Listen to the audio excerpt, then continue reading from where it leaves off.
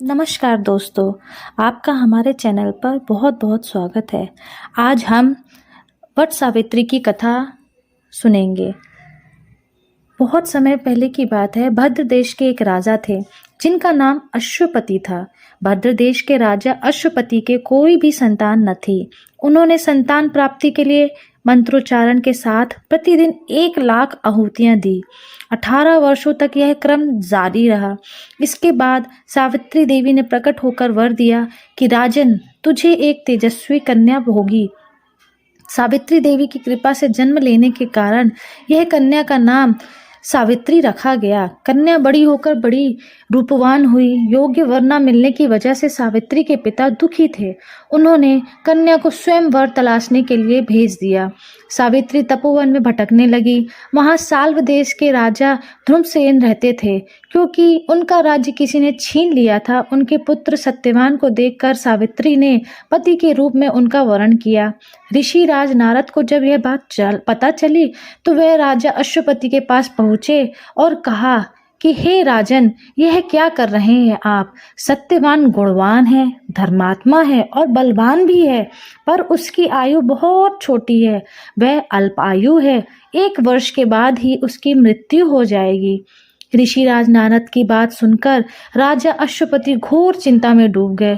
सावित्री ने उनसे कारण पूछा तो कहा, पुत्री, तुमने जिस राजकुमार को अपने वर के रूप में चुना है वह अल्पायु है। तुम्हें किसी और को अपना जीवन साथी बनाना चाहिए। इस पर सावित्री ने कहा कि पिताजी, आर्य कन्याएं अपने पति का एक बार ही वरण करती हैं, राजा एक बार ही आज्ञा देता है और पंडित एक बार ही प्रतिज्ञा करते हैं और कन्यादान भी एक बार ही किया जाता है। सावित्री हट करने लगी और बोली, मैं सत्यवान से ही विवाह करूंगी। राजा अश्वपति ने सावित्री का विवाह सत्यवान से कर दिया। सावित्री अपने ससुराल पहुंचते ही सास ससुर की सेवा करने लगी। समय बीतता चला गया। नारद मुनि ने सावित्री को पहले ही सत्यवान की मृत्यु के दिन के बारे में बता रखा था। वह दिन जैसे जैसे करीब आने लगा, सावित्री आधीर होने लगी। उन्होंने 3 दिन पहले से ही उपवास शुरू कर दिया। नारद मुनि द्वारा कथित निश्चित तिथि पर पितरों का पूजन किया। हर दिन की तरह सत्यवान उस दिन भी लकड़ी काटने जंगल चले गए। साथ में सावित्री भी गई। जंगल में पहुंचकर सत्यवान लकड़ी काटने के लिए एक पेड़ पर चढ़ गए। तभी उसके सिर में तेज दर्द होने लगा। दर्द से व्याकुल सत्यवान पेड़ से नीचे उतर गए। सावित्री अपना भविष्य समझ गई थी। सत्यवान के सिर को गोद में रखकर सावित्री सत्यवान का सिर सहलाने लगी। तभी वहां यमराज आते दिखे। यमराज अपने साथ सत्यवान को ले जाने लगे। सावित्री भी उनके पीछे पीछे चल पड़ी। यमराज ने सावित्री को समझाने की कोशिश की कि यह विधि का विधान है, लेकिन सावित्री नहीं मानी। सावित्री की निष्ठा और पति परायणता को देखकर यमराज ने सावित्री से कहा कि हे देवी, तुम धन्य हो, तुम मुझसे कोई भी वरदान मांग सकती हो। सावित्री ने कहा कि मेरे सास ससुर वनवासी हैं और अंधे भी हैं, उन्हें आप दिव्य ज्योति प्रदान करें। यमराज ने कहा, ऐसा ही होगा, जाओ, अब लौट जाओ। लेकिन सावित्री अपने पति सत्यवान के पीछे पीछे चलती रही। यमराज ने कहा, देवी, तुम वापस जाओ। सावित्री ने कहा, भगवान, मुझे अपने पति देव के पीछे पीछे चलने में कोई भी परेशानी नहीं है। पति के पीछे चलना मेरा कर्तव्य है। यह सुनकर उन्होंने फिर से उसे एक और वर मांगने के लिए कहा। सावित्री बोली, हमारे ससुर का राज्य छिन गया है, उसे पुनः वापस दिला दे।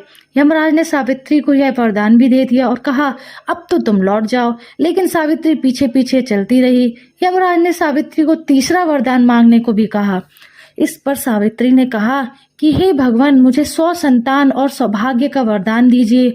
यमराज ने इसका वरदान भी सावित्री को दे दिया। सावित्री ने कहा, हे यमराज कि प्रभु, मैं एक पतिव्रता पत्नी हूँ और आपने मुझे पुत्रवती होने का आशीर्वाद दिया है। यह सुनकर यमराज को सत्यवान के प्राण छोड़ने पड़े।